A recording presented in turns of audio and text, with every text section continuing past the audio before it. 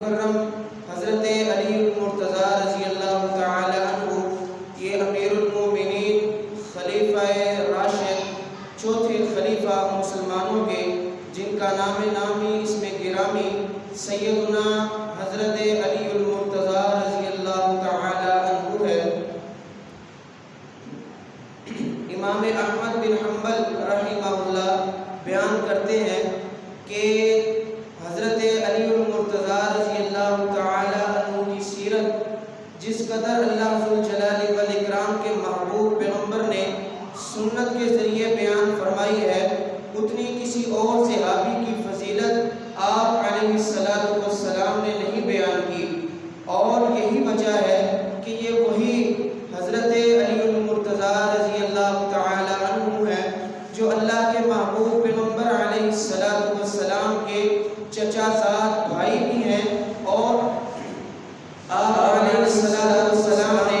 اپنی لخت جگر سیدہ فاطمہ الزہرا رضی اللہ تعالی عنہ کا نکاح حضرت علی المرتضی رضی اللہ تعالی عنہ کے ساتھ کروایا، اور بچپن میں سب سے پہلے اسلام قبول کرنے والے جس ہستی کا نام ہے وہ حضرت علی المرتضی رضی اللہ تعالی عنہ ہے۔ حاضرین مکرم، یہ وہی صحابی ہیں کہ جن کے بارے میں اللہ کے محبوب پیغمبر علیہ السلام نے فرمایا کہ علی فی الجنہ، اللہ ذوالجلال والاکرام کے محبوب پیغمبر نے ایک ہی مجلس میں ایک ہی موقع پہ 10 صحابہ اکرام رضوان اللہ علیہم اجمعین کے نام ذکر کر کے آپ علیہ السلام نے اپنی زبان اقدس سے ان تمام صحابہ کو جنتی ہونے کی بشارت سنائی۔ ان میں سے چوتھے صحابی جن کا نام حضرت علی المرتضی رضی اللہ تعالی عنہ ہے، یہ وہی صحابی ہیں کہ جنہوں نے ساری زندگی اللہ کے محبوب پیغمبر علیہ السلام کے زیر شفقت میں گزاری، اور آپ علیہ السلام نے حضرت علی المرتضی رضی اللہ تعالی عنہ کی تربیت اسلامی اصولوں کے مطابق کی، اور آپ علیہ السلام نے حضرت علی المرتضی رضی اللہ تعالی عنہ کو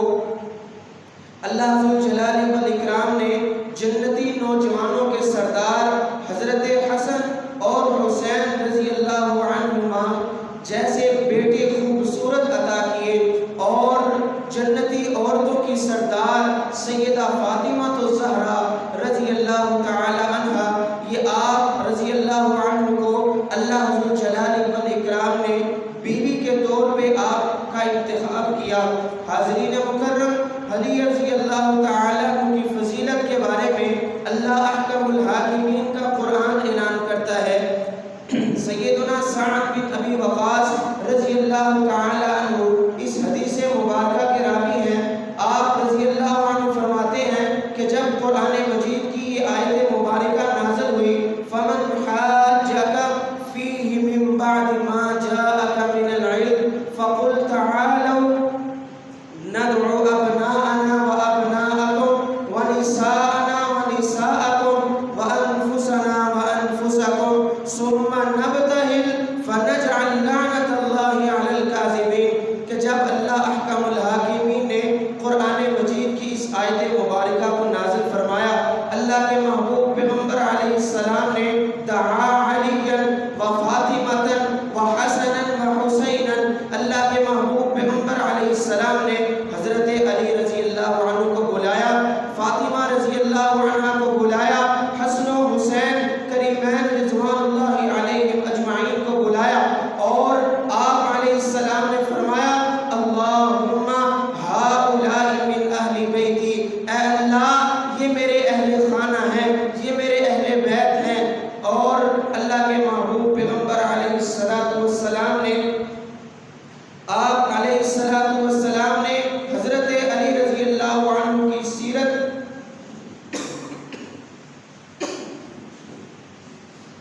اور آپ کی فضیلت احادیث کی روشنی میں بہت زیادہ بیان فرمائی۔ حضرت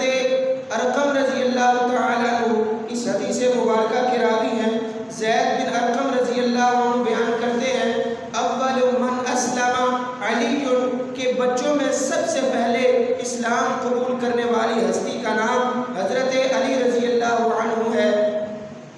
حاضرین مکرم، یہ وہی صحابی ہیں، یہ وہی داماد مصطفیٰ ہیں رضی اللہ عنہ کہ جن کا نام اللہ کے محبوب پیغمبر علیہ السلام نے اس قدر پیار سے اور محبت سے آپ علیہ السلام نے فرمایا، علی تمہارا مقام و مرتبہ، تمہاری منزلت میرے نزدیک ایسے ہی ہے جیسے حضرت موسیٰ علیہ السلام کے نزدیک ان کے بھائی ہارون علیہ السلام کا مقام و مرتبہ تھا۔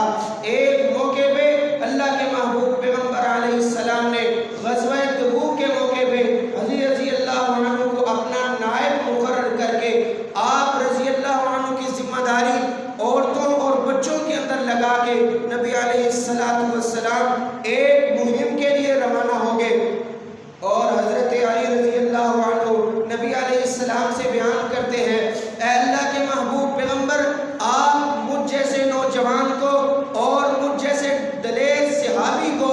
اور اللہ کے راستے میں بڑھ چڑھ کے کافروں کا مقابلہ کرنے والے صحابی کو ان بچوں کی رکھوالی کے لیے اور ان عورتوں کی رکھوالی کے لیے چھوڑ کر جا رہے ہیں۔ اس موقع پہ اللہ کے محبوب پیغمبر علیہ السلام نے فرمایا، اما ترضا، اے علی رضی اللہ عنہ، کیا تمہیں اس بات سے خوشی نہیں ان تکون منی بمنزلت ہارون من موسیٰ غیر انہ لا نبی بعدی، کہ تمہارا مقام و مرتبہ، تمہاری منزلت، تمہاری اہمیت، تمہاری فضیلت میرے نزدیک ایسے ہے جیسے حضرت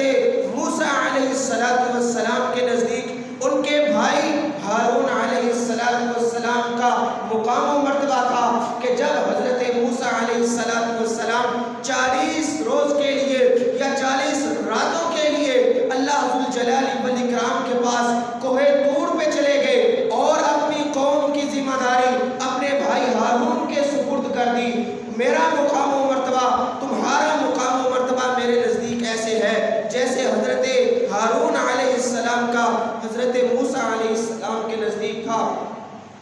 لیکن میرے اور تمہارے درمیان فرق یہ ہے، غیر انہ لا نبی بعدی، علی سن لو رضی اللہ عنہ، اب میرے بعد کوئی نبی نہیں آ سکتا۔ اللہ احکم الحاکمین نے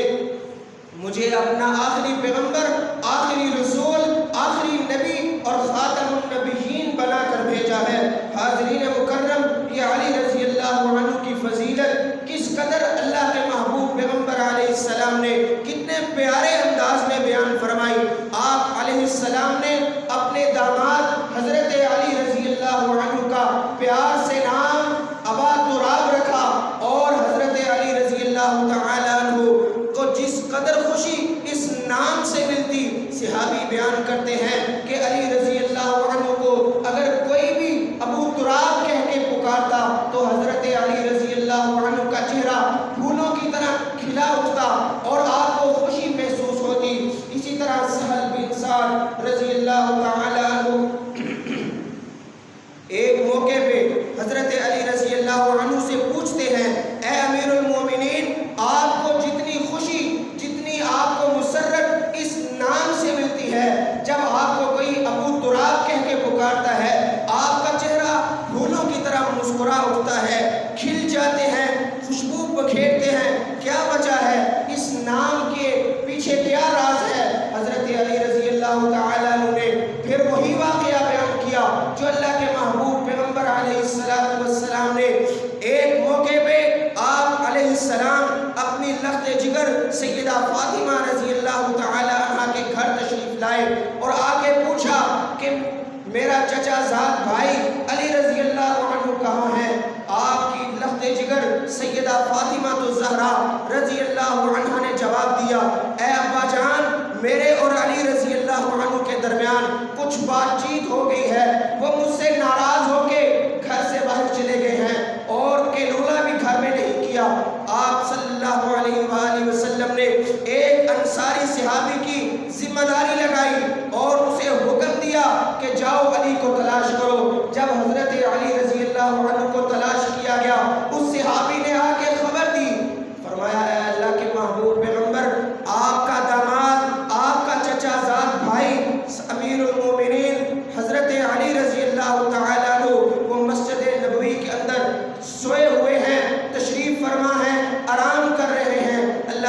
محبوب پیغمبر علیہ السلام کس قدر محبت کے ساتھ حضرت علی رضی اللہ عنہ کے پیچھے جاتے ہیں۔ جب مسجد میں پہنچے دیکھا حضرت علی رضی اللہ عنہ مسجد کے صحن میں تشریف فرما ہے، آپ رضی اللہ عنہ لیٹے ہوئے ہیں اور آپ کے جسم سے کپڑا ہٹا ہوا ہے، کھسکا ہوا ہے، کہ جس کی وجہ سے مسجد نبوی کی مٹی حضرت علی رضی اللہ عنہ کی کمر پہ پشت پہ لگی ہوئی ہے۔ اللہ کے محبوب پیغمبر علیہ السلام بڑے پیار سے بڑی محبت سے حضرت علی رضی اللہ عنہ کے پاس بیٹھتے ہیں اور اپنے پیارے پیارے ہاتھوں سے حضرت علی رضی اللہ عنہ کا جسم مبارک بھی صاف کرتے ہیں اور ساتھ کہتے ہیں قم ابا تراب، اے مٹی کے باپ کھڑے ہو جاؤ۔ یہ وجہ ہے کہ مجھے اس نام سے بہت زیادہ محبت ہے کہ اللہ کے محبوب پیغمبر کی اس قدر شفقت، اس قدر پیار، اس قدر محبت کہ آپ صلی اللہ علیہ وآلہ وسلم نے خوشی کی حالت میں مجھے یہ لقب دیا، اور یہی وجہ ہے کہ مجھے اس نام سے بڑی محبت ہے۔ اسی طرح حضرت سہل بن سعد رضی اللہ تعالیٰ عنہ بیان کرتے ہیں کہ غزوہ خیبر کے موقع پہ اللہ کے محبوب پیغمبر علیہ السلام نے اعلان کیا، فرمایا لَأُعْطِيَنَّ هَذَا الرَّایَةَ غَدًا